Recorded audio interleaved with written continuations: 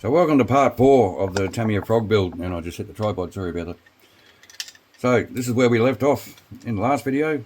We got as far as front end is in the chassis, the gearbox is mounted. We still have our drive cup sitting in there, which is one of the steps that we're going to be doing in this video. Just a couple of things before we get building. As you're building this car, this battery tray lid just keeps flopping around. Now this part here, I'm going to have to go through the manual to tell you which part it is. Actually, I'll do that just for you guys. Is there nothing we won't do for you? Where actually is that part? Here we go, B3, right? Part B3. Okay, so, and it tells you to put this in step 26, pretty much at the end of the build, right before you start painting the body and the driver. But do yourself a favour and just cut this part off the tree, and once you get your gearbox installed, just slide that part in. Make sure you drop the drive cup out of the differential while you're doing it, and then that just ensures that lid isn't going to flop around for the rest of the build, which can get quite annoying. Next thing, we're actually up to step 12, which is assembling. In the last video we threw the dog bones into the rubber boots, CV boots. They're not really CVs, but anyway. And now we're going to assemble the rear, well, it says rear arm assembly, but it's the rear drive shaft, the out drives for the differential, and the actual drive shafts that the wheels attach to. And all our parts are here. MD1 are your nylon bushes that come with pretty much every Tamiya kit. Now obviously we are using ball bearings throughout this kit, and it's recommended you do that with pretty much every kit that you build. However, don't throw these away just yet. We will be using these in the kit. We'll be using 2 of these in the kit later on. So you're going to have to wait until we get to that step to find out what we're going to use them for. But don't throw them out just yet. I'll explain it when we get to it. Okay, so back onto the build. Step 12, assembling. So the chassis can go aside again for now, and we've got our 2 rear swing arms, classic frog swing arms with this part here that always breaks. There's a little bit of a nib there left over from the sprue. My offsider didn't seem to clean that up very well for me, so I'm just going to do that real quick. There we go. What about the other side? Yeah, there's a little bit one there too. You're lucky I don't pay you, mate. It's all good, mate. You're doing a good job. Love you guts. Right. Now, just like the front end, we have a left and a right side. Otherwise, like I said, the car will be driving around in circles. Or maybe not even at all. And it's simply just a matter of what do you call this thing? The manual is showing your right hand side swing arm and your left hand side swing arm, and we just have to assemble everything that's pretty much already assembled. We'll shove the bearings in first. That's the easiest bit. They just simply push in. This one, oh no, it's staying in. That's okay. We'll do this on both sides.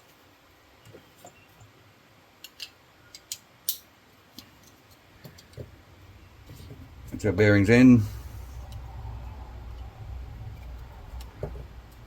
Trying to line everything up the way it is on the manual, just for you guys so you can follow along what's actually happening. And then it's just a matter of sliding your out drives in through the bearings, and they tell you to retain the shaft with a body clip. it's simply just to keep them from falling out as you're assembling everything. These obviously come out and get replaced with the 2x10 drive pins later on. And then we have our, we actually don't have, I just installed them, that's why I couldn't find them. What I should have done first was put the O-ring in the drive cup, in the out drive cup, which is really simple. Just sit the O-ring into the cup. If you can keep it straight. Sometimes they're a bit of a bugger. It's really a lot easier to do it with the actual dog bone. But that one went in just by using the screwdriver. And we'll do the same to the other side while we're here. If you can start it off square, it's a lot easier. But and there we go. You just got to poke them around a bit. They just act as a bit of a cushion for the dog bone itself, so you don't have constant metal on metal. We also need to do it with the out drives, or the drive cups on the gearbox. So we can, you can probably also get away with, let's try this. Okay, so the O-ring sitting in there. If you get your steel antenna that goes onto the car later on, and just, no, that didn't work. Okay, don't try it that way. Just get your screwdriver like we did before, and just keep poking and prodding until that O-ring is all the way down to the bottom. I can go back in the gearbox, and I can take the other one out. The other O-ring in, and I've got, oh, okay, so, right, this is, I don't know why this is important, but they do it for a reason. Okay, so let's start this again. We have our O-rings in our out drives. Can you see what's going on here? Yep. In the right-hand side swing arm, it's telling you to put 2 O-rings in the drive cup that doesn't have the spigot on it. But you're only putting 1 O-ring in the other side, in the left-hand side. Not sure why that is, but they say to do it, so we're going to do it. Maybe one side's a little bit longer than the other. Right, so that's our 2 O-rings in the right-hand side drive cup. That can go back into our gearbox. And we have one more. 1 O-ring in the left-hand side drive cup. There we go. And that can go back into the transmission gearbox. Transmissions are automatic, aren't they? It's actually telling you to assemble the drives with the drive cups to get them ready to attach to the chassis. I don't know if there's any real difference whether you do it that way or do it the way we're doing it. But this is the way we're doing it. Okay, so that is step 12 done. Quite simple. Step 14, I'm going to pass that back to my parts interpreter.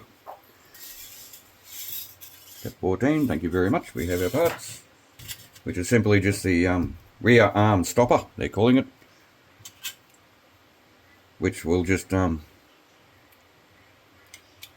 retain that swing arm up against the chassis. Now we do have to apply some grease here.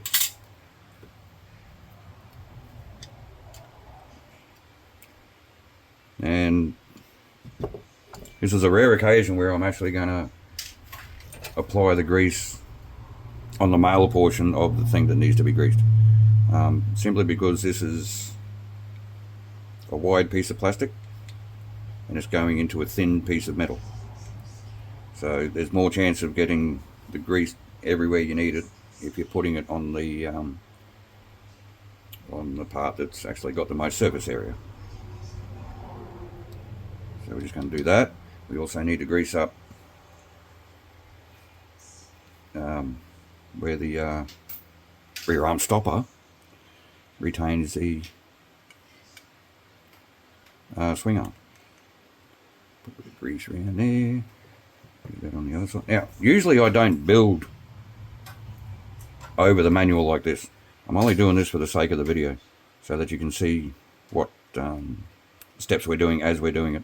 I don't like building over the manual because you end up getting grease all over the manual, and the grease is on your fingers. And if you're like me and you work with dirty steel all day, my hands look pretty clean, but only because I haven't been at work for 3 days. But you get the manual all grubby, and it might be an OCD thing, but I just don't like doing it. So once again, we're just doing this for you guys because we love you. Okay, now we can attach the rear arms to the chassis, which is step 13, which is simply just a matter of that inner portion here needs to sit into this hole here. Now you need to try to line up your, not going to see because of my big fat thumb, are you? Line up your drive shaft with the drive cup, slide that into the gearbox there, and that's just going to sit around loose for now. And then you could get your aluminium bracket here, line it up with the holes, and whoops, I forgot a very important step. Get some of our grease and put it into the holes where the screws go. Oh, it's a boy. And there goes my other drive cup. Oh, I'm making a mess of this, aren't I? That's okay, we'll get through it. Right, so I've got grease in those holes for the screws. I'm just going to take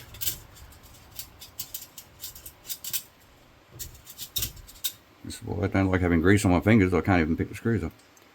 I'm going to take one of our 3x10 self-tapping screws, my screwdriver. I'm just going to get that first one started.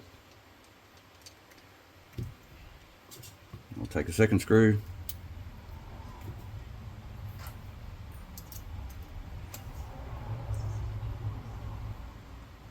Then we're just going to drive both of these screws home. This is where it'll be handy to have 2 of these Tamiya craft tool sets, I think they call it. Tamiya craft tools, yes. That way you can have one screwdriver without the handle, you can have the other screwdriver, the large JIS, with the handle. Just to give you that little extra grip and torque when doing up screws such as this. I'm really trying to stay in frame here. Right, that's home. Again, when the screws stop, that's it. They don't really tighten up to the point where they're tight, if you know what I mean. They sort of just work their way through the plastic, and when the head of the screw matches with where it's sitting up against, they just stop.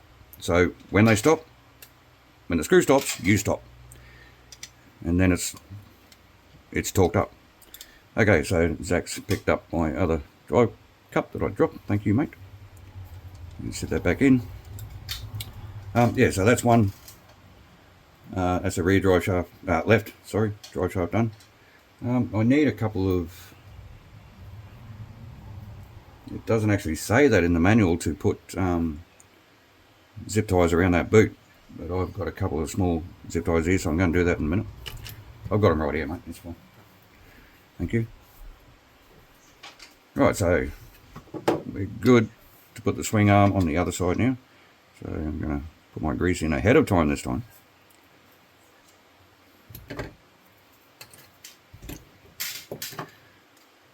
Line up our drive shaft with our drive cup. You might have to spin the axle to line up the dog bone. The other one went straight in. There we go, I think that's it. Right, now we can put our other, what do they call it? Rear arm stopper. And again, I can't pick up the screws because my fingers are greasy. There we go. And you can see on my fingers, I just got grease everywhere.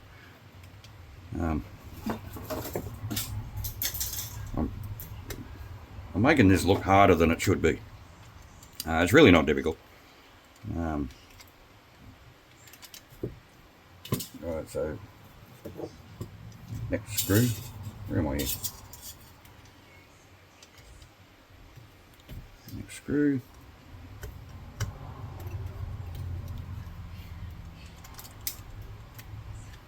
Oh, I'm actually going to put that handle back on because I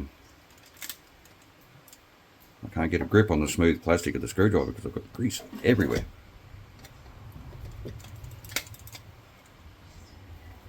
Right, both screws just stopped. I'm going to take a second to get some of the grease off my fingers. Have a quick wipe over, get some excess, get rid of some excess grease. So that's our rear arms attached. And you get that typical ORV tight spot, which I think is simply just the dog bones connecting with those O-rings that we put in there. So I don't think it's a big issue. So once again, we can put the chassis aside and we can move on to our favourite part, building shocks. So, thank you, Zach.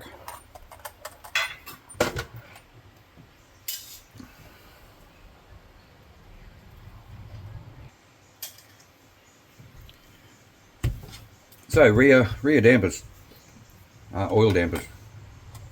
Compared to some, they're actually quite straightforward, very straightforward actually.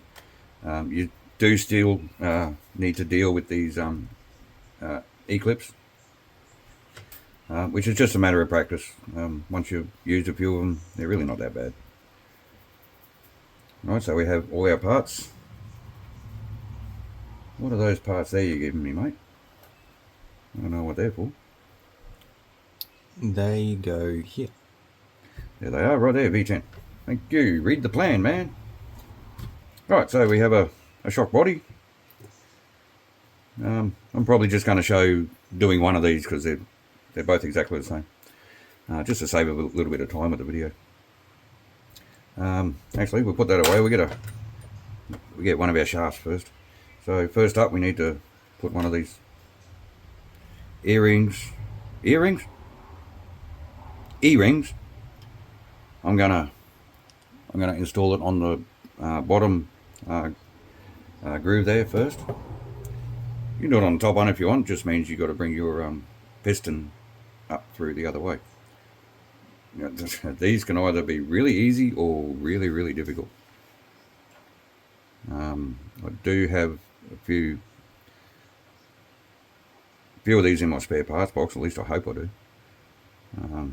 Tamiya generally give you 1 or 2 spares.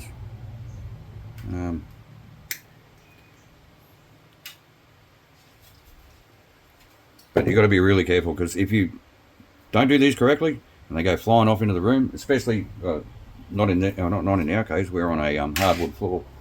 Makes it a little bit easier to find things. If you're working on carpet and one of these goes flying, kiss it goodbye. It's gone into the 4th dimension and you'll never see it again. So, install our piston.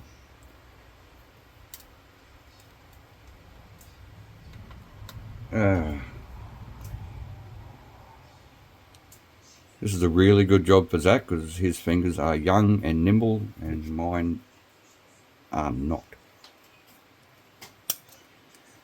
There we go, got that on first go. What you need to do as well with these E-clips, earrings, is make sure they're all the way in. If you put it in and you can't spin it freely, or it doesn't spin freely, it's not all the way over the shaft. So you have to make sure you can spin the E-clip, which I still can't do. What's going on here? Let me get a flat screwdriver and try and... Okay, that's turning, yeah. So that's fine. If they can't turn freely, then they're not all the way on the shaft, which is a good chance they can come off the shaft, and that'll be bad. Alright, so that's one shaft done. Like I said, I'm just going to build one shock for you guys. I'll do the other one off camera. Alright, so our shock body. That's interesting. It usually tells you when you're assembling shocks like that, it usually tells you to use a little bit of your shock oil to lubricate your O-rings.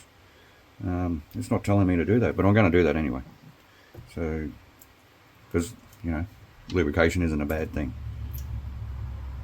So just a tiny little bit of shock oil in there. So 2 of these red